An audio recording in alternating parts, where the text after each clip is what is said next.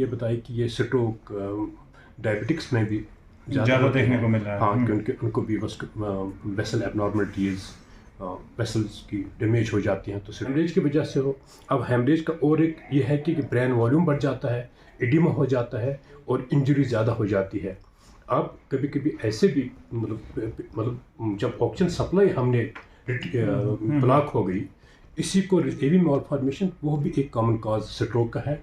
और दूसरा, बच्चों में भी ऐसा होता है किसी को कार्डियक प्रॉब्लम है, इसलिए लोग, ये हमारी गुजारिश है कि सर्दी में ये भी एक वजह है कि इनकी ब्लड प्रेशर की दवाई डिसकंटिन्यू नहीं करनी है for that, and we need the specialist for that, for speciality for that, because we give sometime the medicine but that can lead to the haemorrhage also.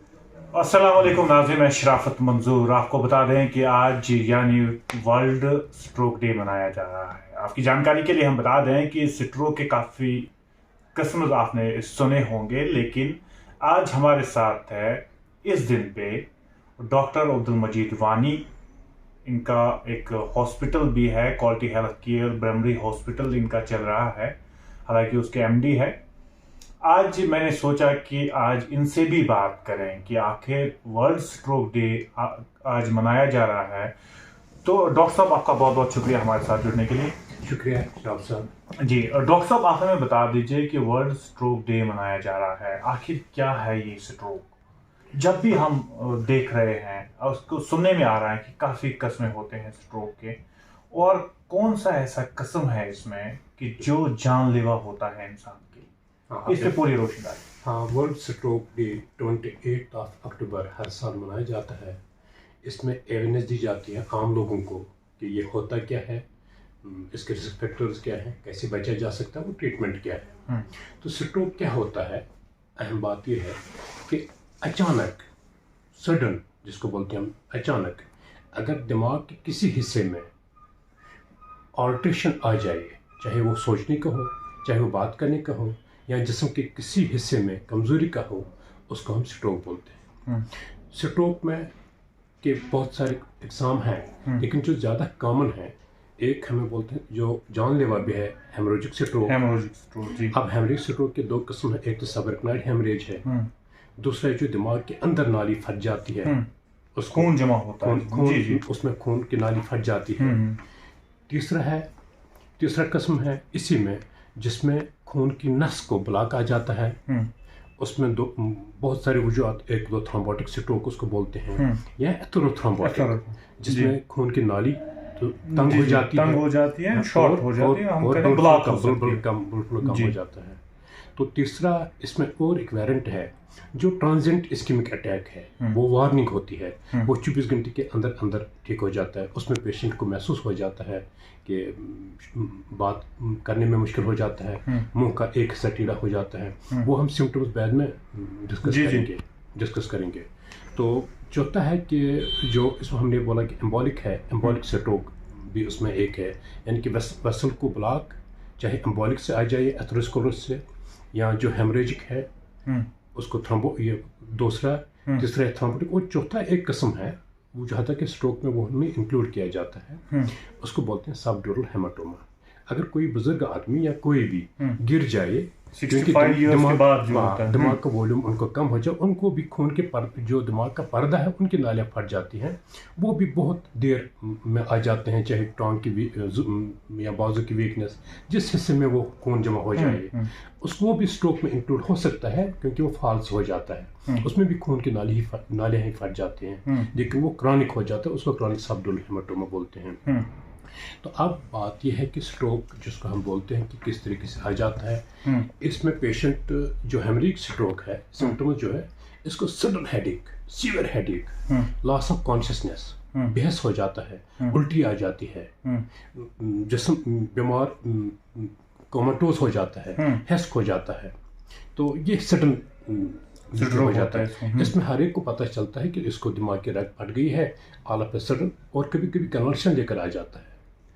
Haemorrhagic stroke की हम बात कर रहे हैं, तो इसमें अक्सर लोग, हम जब ये कॉमन में चलते चल रही है तो इसको स्ट्रोक आ गया, हम इसको पानी पिलाना शुरू करते हैं, दूध पिलाना शुरू करते हैं, लेकिन उनको ये पता नहीं होता कि उस वक्त उसका हैस नहीं है, जो नीचे लाने का जो निज़ाम है वो वर्क नहीं कर रहा है, वो 50 में चला जाता है। तो अक्सर लोग ये चीजें करते हैं और वो नहीं करना चाहिए, क्योंकि उनको अवेयरनेस नहीं होती, तभी वो चीजें की जाती हैं। और वो अक्सर एस्पिरेशन निमोनिया से, चोकिंग से मर जाते हैं, एस्पिरेशन निमोनिया से मर जाते हैं।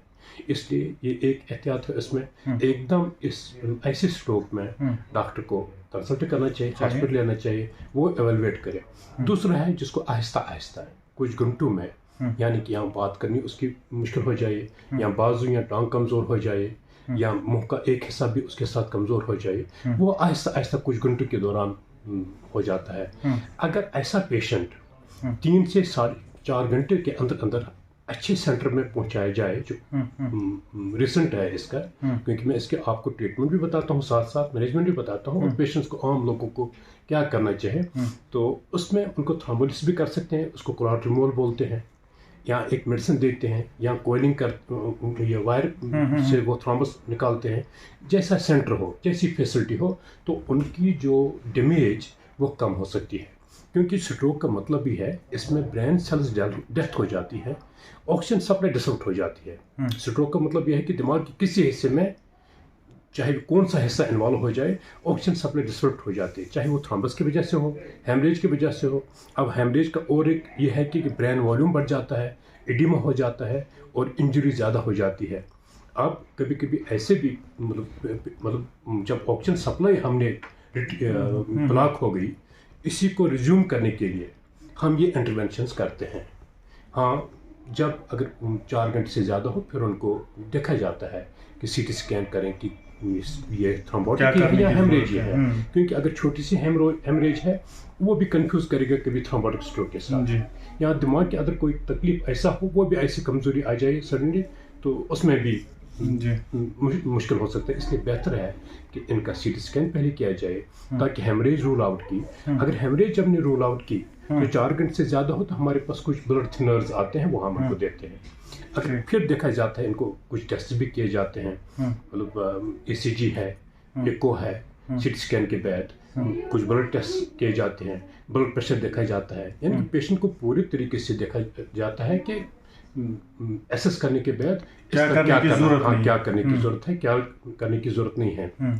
तो जब भी टेस्ट में कन्फर्म हुआ कि थ्रोम्बोटिक स्ट्रोक है, हमने बताया कि अगर 4 घंटे के अंदर अंदर अच्छा सेंटर हो, इनको थ्रोम्बोलिसिस करते हैं या कोलाट्रिमोल करते हैं, तो इनकी पूरी न्यूरो डैमेज जो है वो रिकवर हो सकता है। पूरी में तो 95% रिकवर हो सकता है।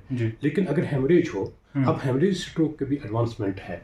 अगर सीट में पता चले कि इसका बहुत खून जमा हो और पेशेंट कोमाटोज है, उनकी सर्जरी हो जाती है, हेमाटोमा रिमूव की इवैक्यूएट किया जाता है। या ऐसे भी इस वक्त इंटरवेंशन ब्लीडिंग कंटिन्यू हो रही है, उनको कॉइलिंग के रेडियोलॉजिस्ट हैं वो हमारे, अब इसमें इंटरवेंशन रेडियोलॉजी बहुत एडवांस हो गई है, वो उसको कॉइलिंग उसको बोलते हैं। उसकी खून की नाली जहाँ से वो लीक हो रहा है, उसको ब्लॉक कर देते हैं, और हेमाटोमा बढ़ जाता है, और बाद में डैमेज रिकवरी होने की चांसेस भी, आता कि डिफिसिट रहती है बहुत देर तक। वो हम बाद में बता सकते हैं कि उनको क्या करना चाहिए, आगे क्या करना होता है। ऐसे लेकिन रिकवरी के भी चांसेस होते हैं, बचने के चांस होते हैं। तो ये स्ट्रोक जो है कि बहुत कॉमन है। कुछ इसके रिस्क फैक्टर्स हैं।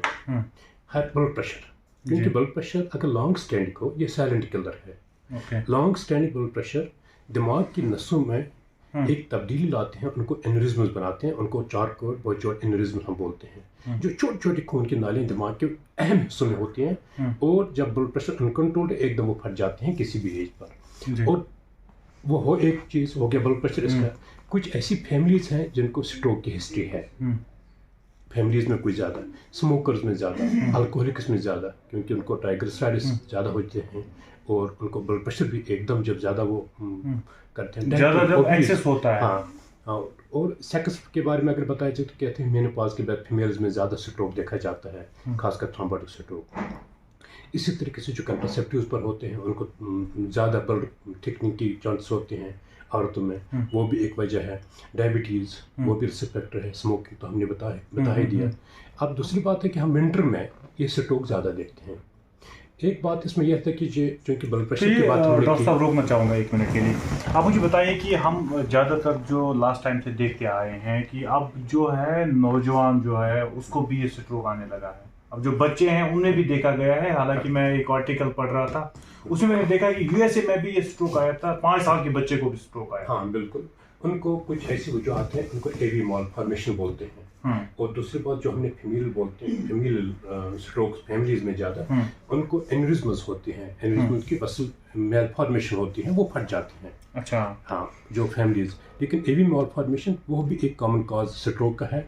और दूसरा, बच्चों में भी ऐसा होता है, किसी को कार्डियक प्रॉब्लम है, उनको ये वो ना उसको बोलते हैं फोरामेन ओवल पेटेंट होता है, तो खून के को एक तरफ से थ्रोम्बस जब बन जाता है, कहीं से भी वो दिमाग में घुस जाता है, थ्रोम्बस उसके बाद स्ट्रोक हो जाता है।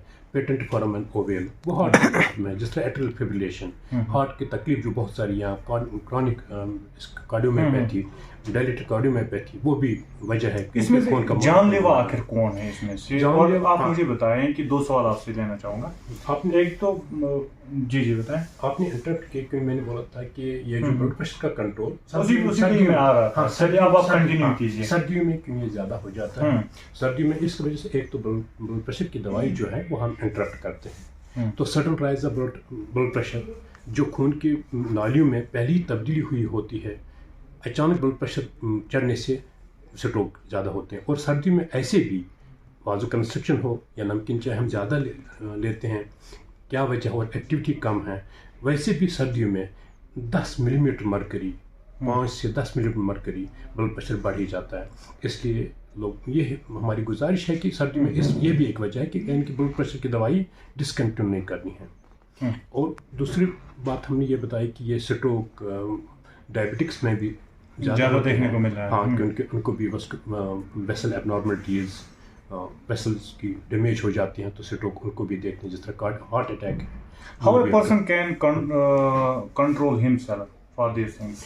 हाँ, इसमें ब्लड प्रेशर को अपना चेकअप कराना, ब्लड प्रेशर की दवाई, अगर ब्लड प्रेशर डायग्नोज हो, दवाई खाना, ये नहीं समझना कि ये आदत बन जाएगी, दवाई खानी ज़रूरी है।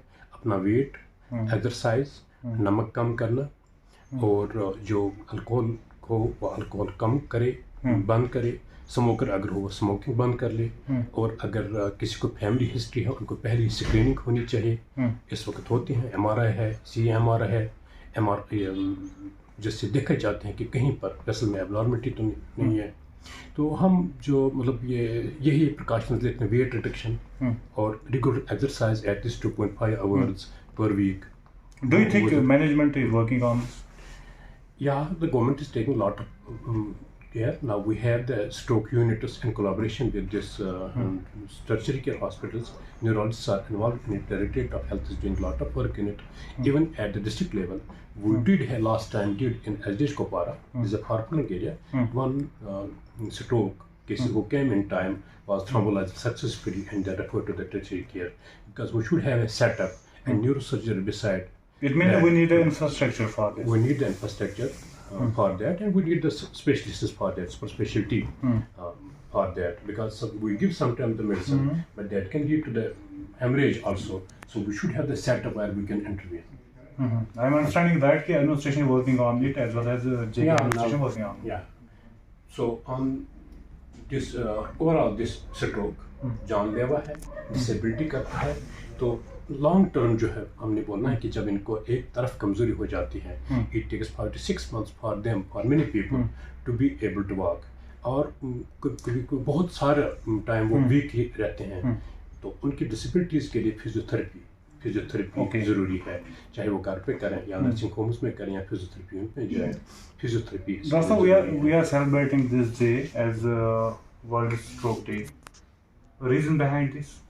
Yeah, this is for the public awareness to prevent the stroke, prevent the disability, and to save the lives. Okay, last question to you, sir. Sir, your message on this day to public as well as the persons who are already involved in this matter. Those who are affected with the stroke, they should continue to take the medication, because it can recur on those patients have the high chance of recurrence of the stroke. Whether that's any type of stroke, those who suffer the ones, they should not discontinue the medication. That is the secondary prevention then, because whatever damage has taken place, that's taken place. And those who don't have and have the risk factors, they should try to control those risk factors, take the hypertension medication properly, blood pressure medication properly, stop smoking, try to reduce the weight, do some exercise, and avoid sedentary style, and so that the stroke is prevented, disability is prevented, and the good outcome of life is there, and the poverty increased by that. Suppose in a family there is one person who is earning and he suffered the stroke, the whole family gets disturbed, whole family gets affected by that. Exactly. So then the message is try to prevent the stroke and make the people aware about that, avoid the risk factors, decrease the risk factors, and take the medicine whenever necessary. बहुत बहुत शुक्रिया बात करने के लिए। बात कर रहे थे डॉक्टर मजीद, बता रहे थे स्ट्रोक डे के हवाले से। आपको बता दें कि अगर आप सिगरेट का नशा करते हैं तो ये स्मोकिंग छोड़ दीजिएगा, क्योंकि इस विंटर की अगर मैं बात करूं तो विंटर के हवाले से इन्होंने बताया कि जो ब्लड प्रेशर जिनको है या डायबिटीज पेशेंट्स है उनको चाहिए कि वो अपना केयर करें, क्योंकि ब्लड प्रेशर अगर इसमें जो है ब्लड प्रेशर की इन्होंने बात की कि जो वो पेशेंट्स है उनको चाहिए कि एहतियात करें, क्योंकि ये स्ट्रोक के बारे में इन्होंने जब आज बताया तो समझ में आ रहा है कि आखिर ये स्ट्रोक डे क्यों मनाया जा रहा है। कैमरा पर्सन शाहिद को दीजिएगा।